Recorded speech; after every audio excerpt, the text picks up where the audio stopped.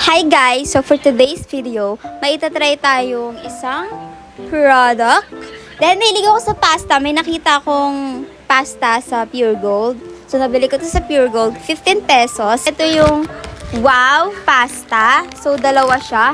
Flavor niya is carbonara. Ayan. Yung isa is spaghetti. So ito try natin. Nagpakulo na ako dun ng water. 3 minutes ready to enjoy pasta. Para lang kayo nagluto ng pancit canton. So yung instruction naman, makikita nyo sa likod. Ayan. Nakikita ko sa mga comments na hindi daw ganun kasarap itong spaghetti. Let's see, kasi I'm very open naman sa iba't ibang taste. Adventurous ako sa food. Pero mas masarap daw sa kanila. Majority, mas masarap daw ang carbo.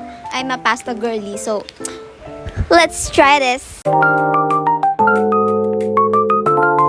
Galing dun sa pinunch na papel. Yung bilog.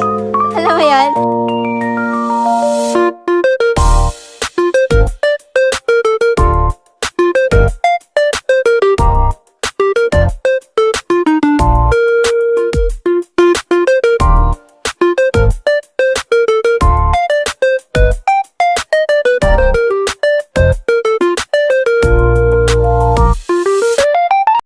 Guys, tapos ko na siyang i-mix. And mas appealing talagang tignan ng carbonara, o, diba?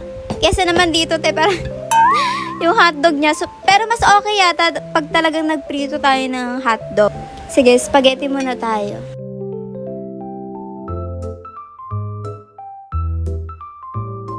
Sakto lang. Kulang ng lasa for me. May something na kulang pa, ganun. Something maalat-alat pa ng konti. Hindi, hotdog talaga. Perfect na hotdog dyan. Now, dito tayo sa carbonara. Mas masarap talaga yung carbonara. So, may mga kasama ako dito, guys. Papatikin ko na lang sa kanila. So, ayun, guys. Bili nyo din to. Try nyo. Tinry ko lang siya. First time ko lang i-try, so kaya sinare ko lang din sa inyo. Siguro i-rate ko to ng 7 out of 10. Tapos yung carbo, siguro mga 8 over 10. Yeah, that's all!